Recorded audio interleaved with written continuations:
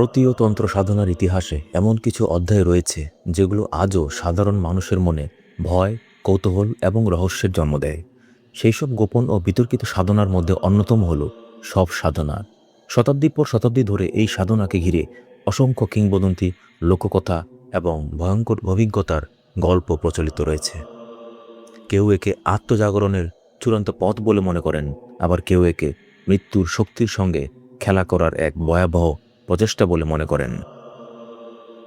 রাগ গভীর হলে শ্মশানভূমির পরিবেশ এমনিতেই মানুষের মনে এক অজানা আতঙ্ক সৃষ্টি করে। চারদিকে ছড়িয়ে থাকা পোড়া কাঠের গন্ধ, বাতাসে ভেসে বেড়ানো ছাই, দূরে কোথাও শিয়ালের দীর্ঘ আর্তনাদ, আর মাঝে মাঝে হাওয়ার সঙ্গে ভেসে আসা অদ্ভুত শব্দ, সব মিলে যেন মৃত্যুর এক নীরব রাজ্য। এই পরিবেশকেই তান্ত্রিক সাধনার জন্য বিশেষ উপযোগী বলে মনে করা হতো। আজ আমরা প্রবেশ করতে চলেছি মৃত্যুর অতি নিকটবর্তী একটি স্থানে, যেখানে কেউ কেউ অন্ধকার, ভয় এবং অজানার সীমানা অতিক্রম করে প্রবেশ করে এমন এক সাধনার জগতে যার নাম শুনলেই শরীর শিওরে ওঠে। শব সাধনা। চলুন তাহলে শুরু করা যাক শব সাধনা অধ্যায় 3।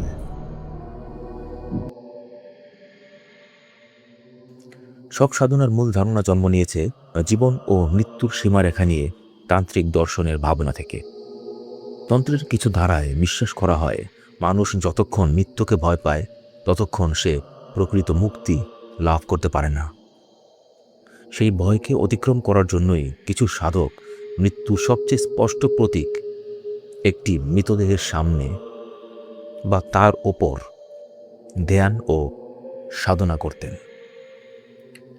এখান থেকেই শব সাধনা নামটির উৎপত্তি।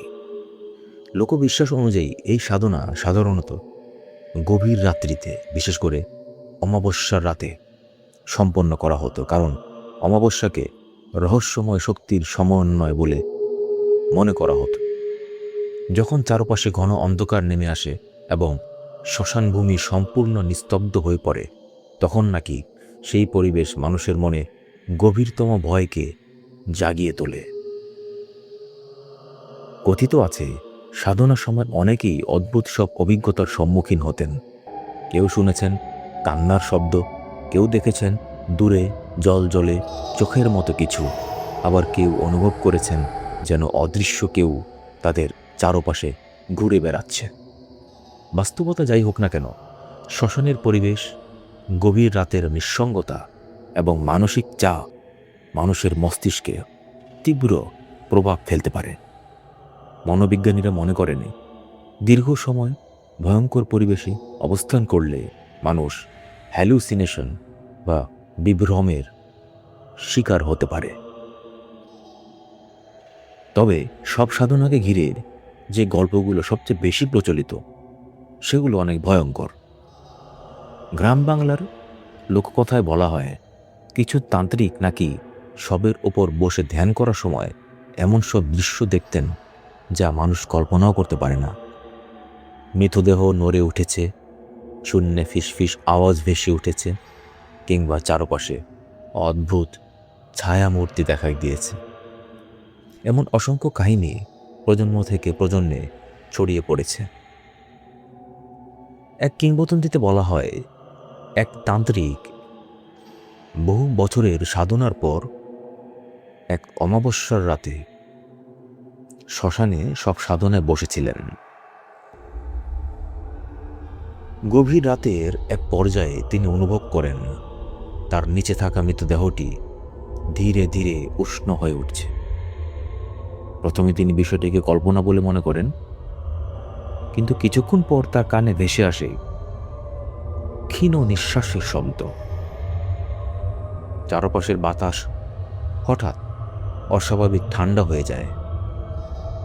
দূরের আগুনগুলো যেন একে একে নিভে যেতে থাকে।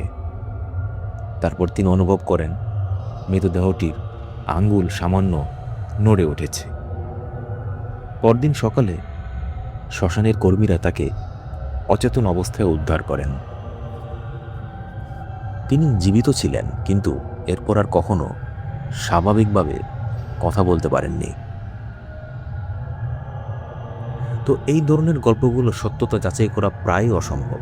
তবুও মানুষের কল্পনা ও ভয়ের জগতে এগুলো আজও প্রভাব বিস্তার করে চলেছে।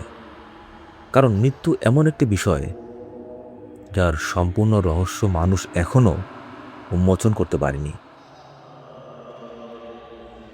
ঐতিহাসিকভাবে দেখলে সব সাধনা কখনো মূলধারার ধর্মীয় অনুশীলন ছিল না। এটি ছিল কিছু নির্দিষ্ট তান্ত্রিক ধারার অত্যন্ত সীমিত এবং গোপন অনুশীলন।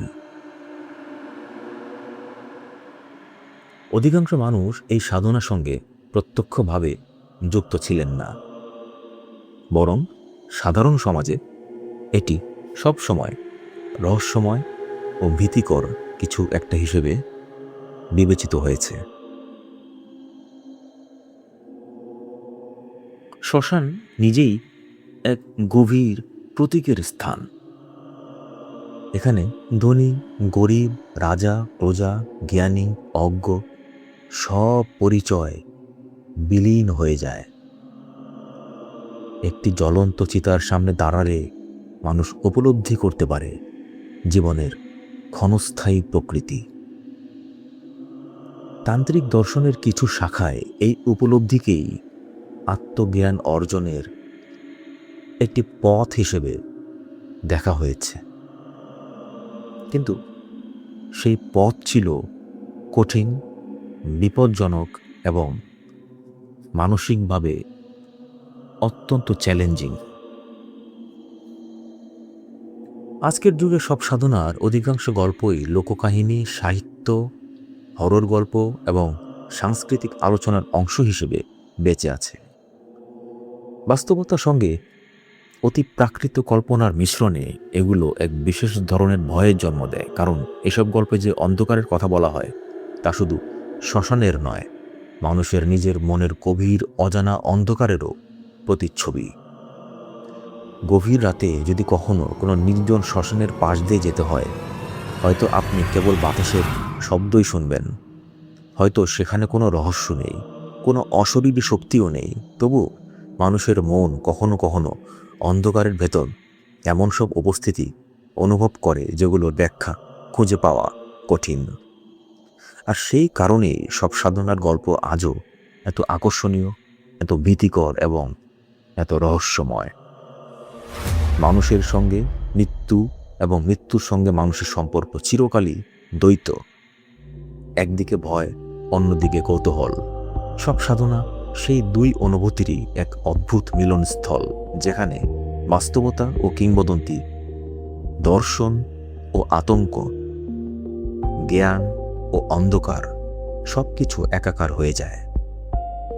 আর যখন অমাবস্যা রাতের গভীর নীরবতায় শ্মশানের ওপর কুয়াশা নেমে আসে, তখন মনে হয় হয়তো কিছু রহস্য চিরকাল রহস্যই থেকে যাওয়ার জন্য সৃষ্টি হয়েছে।